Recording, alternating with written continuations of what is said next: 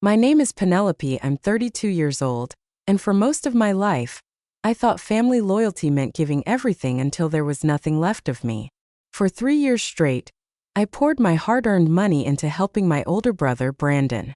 I covered his rent when he swore he'd be homeless, I paid his utility bills when he claimed he was desperate, and I even bailed him out in the middle of the night when he called sobbing about being broke. Every story he told came with urgency, every call came with guilt, and I convinced myself that by stepping up, I was saving him from ruin. Welcome to Revenge, Amy. Your support is what keeps us going and allows us to continue telling inspiring stories of justice, healing, and self-worth. Help our channel reach our first 1,000 subscribers by liking and subscribing. Now let's get back to the story. But last summer, everything came crashing down at our family's 4th of July cookout. The truth didn't just creep up on me. It hit me like a freight train. There he was, my supposedly struggling brother, pulling into the driveway behind the wheel of a sleek, shiny luxury car. He stepped out wearing a designer watch that glinted in the sun, bragging loudly to anyone who would listen about his recent trip to Hawaii. My stomach churned with disbelief.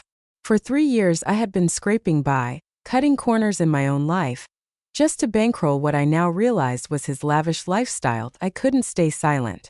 Not anymore. The anger bubbled up inside me, years of resentment clawing to get out. I snapped, glaring at him across the yard. That was the moment Dad's voice thundered, shaking the entire backyard. How dare you refuse to help your own brother? His words boomed so loud that every relative froze. All eyes landed on me, as if I were the villain for questioning the endless cycle of handouts. My heart raced, but I stood my ground. I shot back with a question that had been burning inside me for years. Why not? That one moment changed everything. The tension crackled in the air, thicker than the smoke rising from the grill. Mom's face twisted with disappointment while Dad glared at me as though I had betrayed the entire family. For the first time, though, I didn't shrink under their judgment. I felt something different, a flicker of strength. What happened next flipped my world upside down. Secrets I had never expected began to surface, family loyalties were tested, and I found myself forced to make the hardest choice of my life. It was no longer about money, it was about my worth, my boundaries, and whether I had the courage to take back control of my own future. So I ask you, was I right or wrong to finally say no to my brother Brandon? Would you have done the same in my shoes? Or would you have kept sacrificing for the sake of family peace? Growing up in the Indianapolis suburbs, Brandon and I were like oil and water. From the very beginning, our personalities clashed. I was the quiet one with my nose buried in books, always planning my next step. My brother, 3 years older, thrived on charm and shortcuts. He'd skip chores, neglect his homework, and somehow still walk away with pats on the back from Dad and Mom that I pushed myself harder. Straight A's weren't just a goal, they were my standard. I dreamed of a career that would bring stability and independence. Brandon, meanwhile, always wanted the spotlight without putting in the sweat. By the time he was in high school, he was sneaking out to parties and skipping classes while I was at home cramming for exams. Years later, when I graduated with a finance degree from Purdue University, I felt proud of the path I had built for myself. I landed a steady job at a bank in downtown Indianapolis. My salary wasn't astronomical, about $100,000 a year, but it was enough to cover my expenses, start saving for a condo, and picture a future I could control. Brandon's life looked very different. He bounced between freelance graphic design gigs, never sticking with one long enough to make a real living. He called it keeping his options open. I called it dodging responsibility. But every time he fell short, Dad and Mom had a ready excuse. He's just finding his way. To them, his lack of direction was a temporary phase. To me, it was a pattern. And so the pressure fell squarely on my shoulders. I was the reliable one, the one who always showed up, who never missed a payment, who didn't ask for help. The expectations weighed on me, but I accepted them, at least until the night everything began to spiral. It started 3 years ago, right after my 29th birthday. The phone rang late one evening, and I heard Brandon's shaky voice. He said he was $1,000 behind on rent and about to be kicked out. He swore it was a one-time crisis, that he just lost a big client, and with my help he could get back on track. I felt a pang of guilt. After all, he was family. So I wired him the money, convincing myself I was saving him from disaster. The next day, Mom called with her usual gentle but firm tone. "You did the right thing, Penelope. He needs you." Dad echoed her, reminding me that family sticks together, no matter what. I wanted to believe them. But that first payment opened the floodgates. A few weeks later, Brandon needed $500 for a car repair. Then it was $300 for a utility bill. Each time came with a new story. Clients ghosting him, unexpected expenses, a stroke of bad luck. Sitting at my desk, I'd stare at my bank account and watch my condo savings slowly drain away. Still, I sent the money. He always promised to pay me back. "You're a lifesaver, sis," he'd say. "I'll get you back soon." I wanted to believe him. Maybe I even needed to. By the second year, helping Brandon had become like a second job. What began as a single act of compassion turned into a monthly ritual. My phone would buzz with new messages, always urgent, always desperate. "Lost another client. Need $800 for rent." Or, "Car broke down again.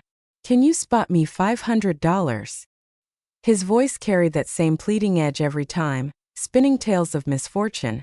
Projects collapsing, medical bills piling up, utilities about to be cut off. I'd sit in my cubicle at the bank, staring at my carefully built budget, then wire him the money.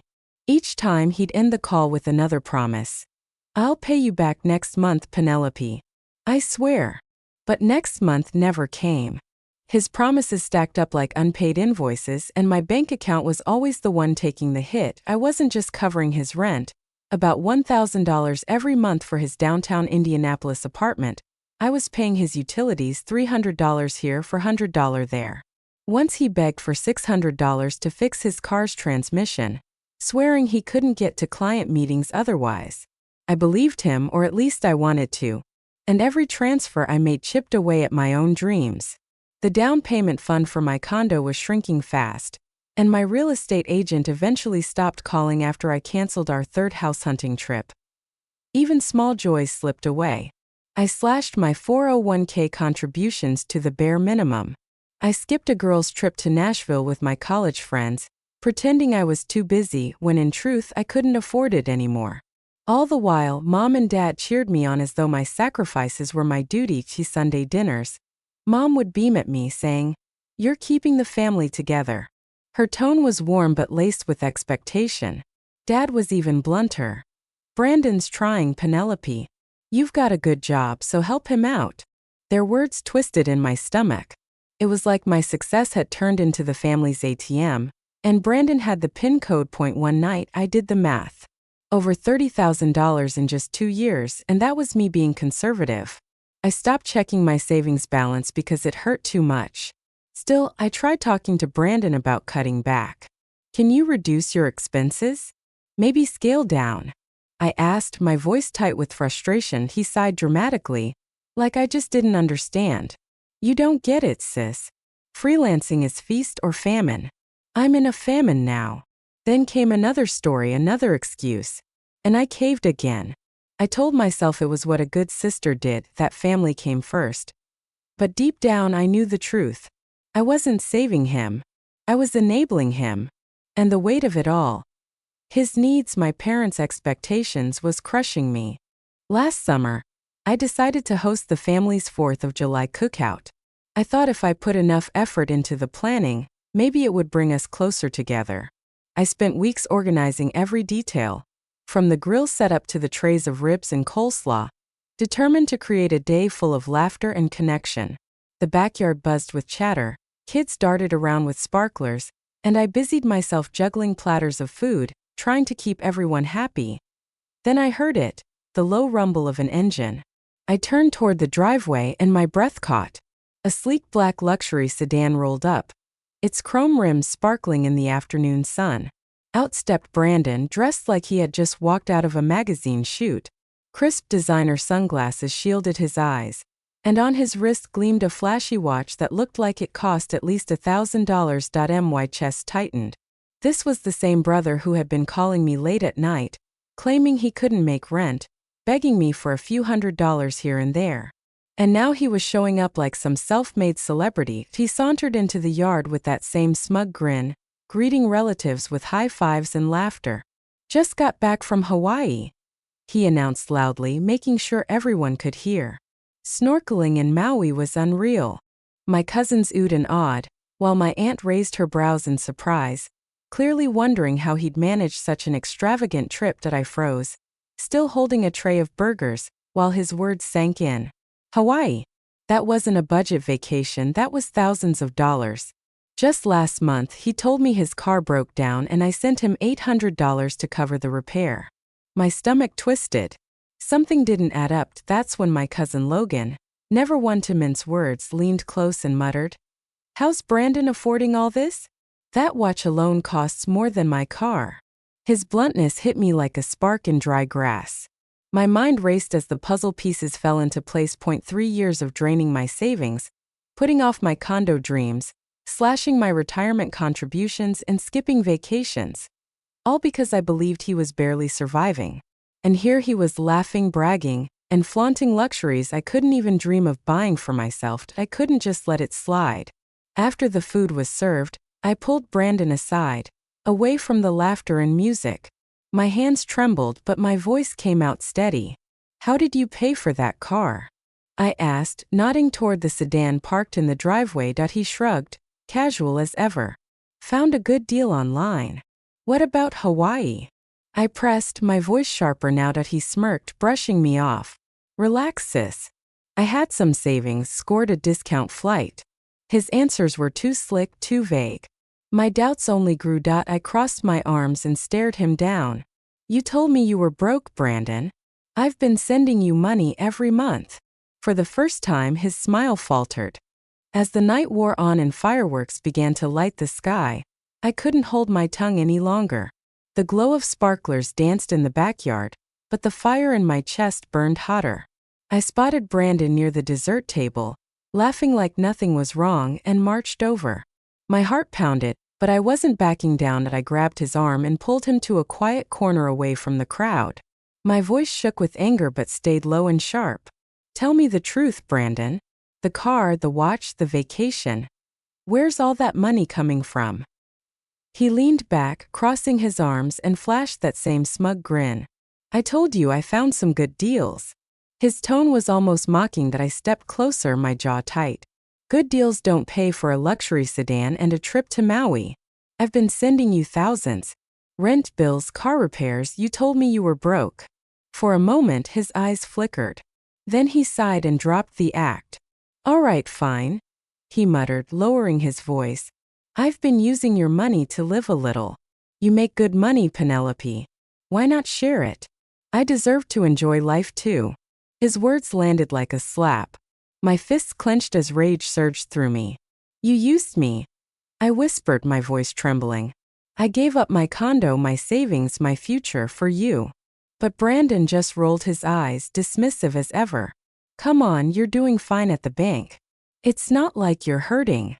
Before I could respond, heavy footsteps crunched across the grass.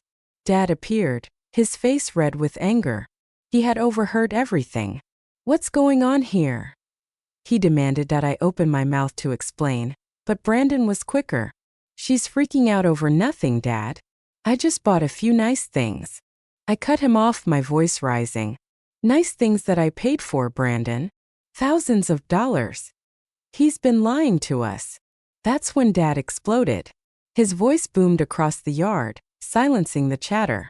"How dare you refuse to help your brother? He's family, Penelope. You don't turn your back on family." Heads turned. Aunts, uncles, cousins. Everyone stopped mid-conversation and stared. Mom hurried over, her expression twisted with disappointment. "Penelope, why are you being so selfish?" she said softly, but her words cut deeper than any shout. "Brandon's trying to build a life. You've always been the strong one. You should be proud to help him." The rest of the family watched in stunned silence. Their eyes felt heavy on me, waiting for me to cave like I always had. But something inside me snapped. I was done being the family's ATM.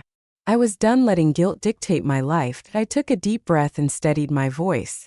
I'm done, I said firmly, staring at Brandon, then at Mom and Dad. No more money. No more rent payments. No more bailing you out. I'm cutting you off, Brandon.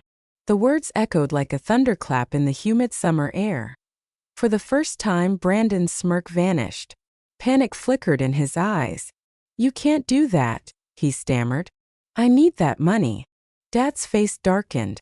You're abandoning your brother, he growled. But I didn't flinch. I've given him over $30,000, and he's been lying to me, lying to all of us. Gasps rippled through the crowd.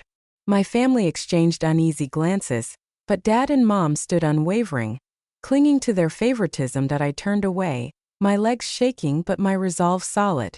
For the first time in years, I had drawn a line in the sand. The weeks after the cookout were a whirlwind of calls and texts that left me drained. Brandon didn't waste time. The very next morning, my phone lit up with message after message. At first, they were pleading. Penelope, you can't cut me off like this. I'm in deep trouble without your help. But by noon, the tone shifted. His words turned sharp, almost venomous. If you don't help, I'll tell everyone you turned your back on me. I stared at the screen, my stomach churning. I had finally stood up for myself at the cookout, but I hadn't expected him to sink this low. Then came the Facebook post. One evening as I scrolled through my feed, I froze. Brandon had written a long, dramatic rant painting himself as the victim. My sister abandoned me when I needed her most, he wrote. She left me struggling while she lived it up with her cushy bank job. He conveniently left out the luxury car, the designer watch, and the Maui vacation, all of it paid for with my money. The post quickly gained traction. Dozens of likes, sympathetic comments pouring in. That's awful, Brandon. Family should stick together. My inbox filled with messages from cousins and distant relatives, asking how I could betray my own brother. Each one felt like a dagger twisting in the same wound. Dad and Mom added to the pressure. Dad called the next morning, his tone clipped and cold. You're tearing this family apart, Penelope. Refusing to help Brandon is a betrayal of everything we stand for. I tried to explain, to tell him that Brandon had lied, that he had used me, but Dad cut me off. He's your brother. You don't get to judge him. Mom's calls were even harder. Her voice trembled with disappointment. How could you do this to us? She asked one night. You're acting like you're better than the rest of us. Their words echoed the same refrain I'd heard for years. Family comes first, no matter the cost. But this time I wasn't caving. I needed clarity, and I knew exactly who to turn to. I met Madison, my best friend and a sharp-witted accountant, at a downtown coffee shop. As soon as we sat down, the dam broke. I poured everything out: Brandon's manipulations, my parents' guilt trips, the Facebook post.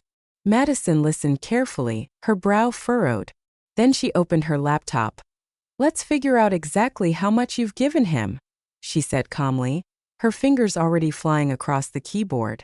Together, we combed through 3 years of bank statements, Venmo transfers, old texts, and emails where I'd sent him money. Rent payments, $1,000 a month. Utilities averaging $400. Car repairs. Medical emergencies. The numbers piled up like a nightmare. When we finished, the total hit me like a brick. $60,000. I blinked. The breath knocked out of me. $60,000. That wasn't just money, that was my condo, my retirement, my vacations, years of my life. Madison reached across the table and grabbed my hand. Penelope, this is insane. He's been manipulating you, and your parents are enabling it. I felt a wave of nausea as I stared at the spreadsheet. For the first time, I saw it clearly. I hadn't just been helping my brother, I'd been sacrificing myself. Seeing that $60,000 figure staring back at me lit a fire I couldn't ignore. This wasn't just about my brother anymore, it was about my entire future.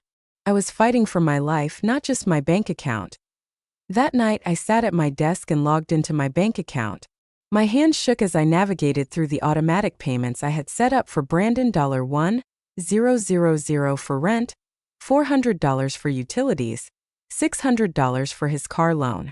My finger hovered over the confirm button, the weight of guilt pressing down, but also the possibility of relief. After a long deep breath, I clicked cancel. In that moment, I severed the financial lifeline I had provided for years. The fallout was immediate. Within 2 months, Brandon's landlord evicted him for unpaid rent. Word spread through the family grapevine that he had been forced to sell his sleek luxury sedan, the same one he'd flaunted at the cookout, just to cover some of his debts. Eventually, he picked up a part-time job at an electronics store, standing behind a register for minimum wage. It was a far cry from the glamorous freelance lifestyle he bragged about. Did I feel sorry for him? No. But it still stung to know how far he had fallen, especially after all I had sacrificed. The backlash from my parents was relentless. Dad called me almost daily, his voice thick with anger.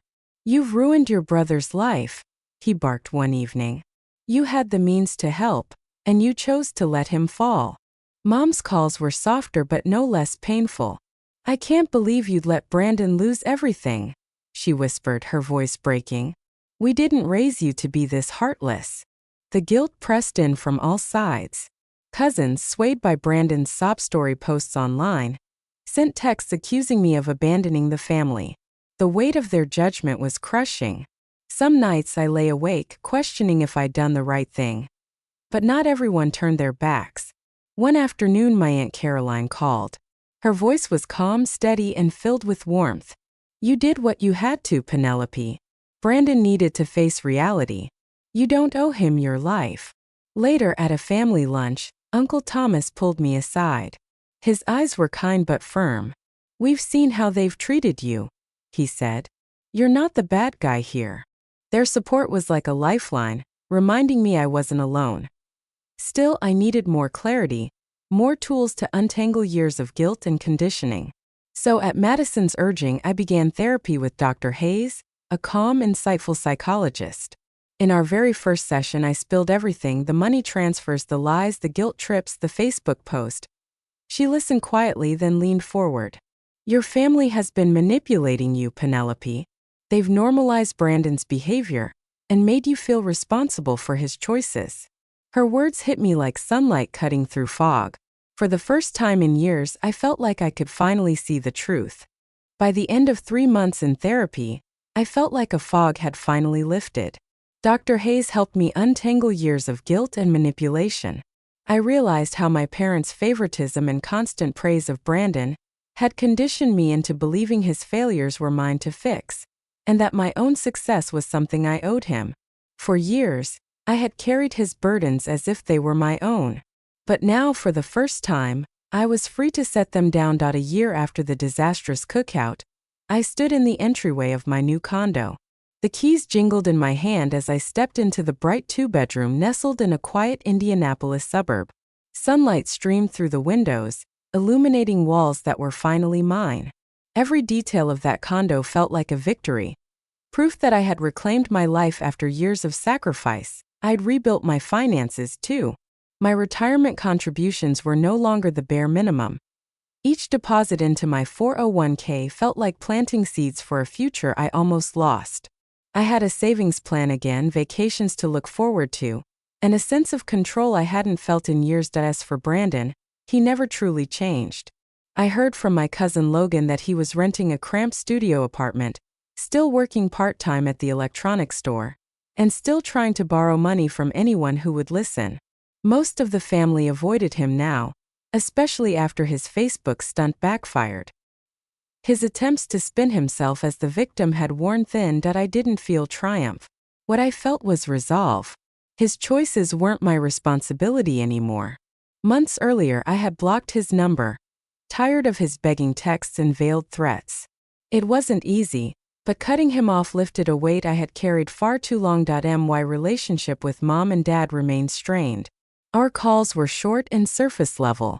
Dad still made comments about how I'd let the family down, while Mom occasionally sent texts urging me to reconsider. Their words still stung, but I no longer bent under the pressure.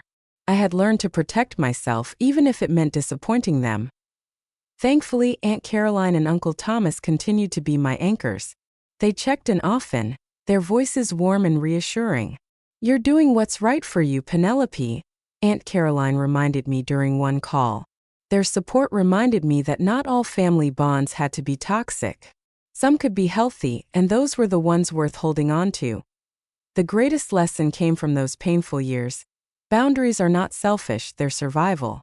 I had spent too long believing family first meant sacrificing my dreams, my savings, and my peace. But giving Brandon over $60,000 taught me the harsh truth. If you let guilt control you, you'll bleed yourself dry for people who will never stop asking for more. That if I could go back, I'd tell my younger self to say no sooner, to value her own goals as much as she valued her family's approval. And if you're listening to my story now, I'd tell you this. Never let guilt trap you into carrying someone else's burdens. Protect your peace, protect your future, even if it means walking away. Thank you for following this story till the end. If you found this an emotional journey of betrayal, justice, and inner strength, please help Revenge Amy reach its first 1,000 subscribers. Just a like and subscribe. Your support will be a great motivation for us to continue bringing more inspiring stories. Click subscribe today and be a part of this journey. See you in the next stories.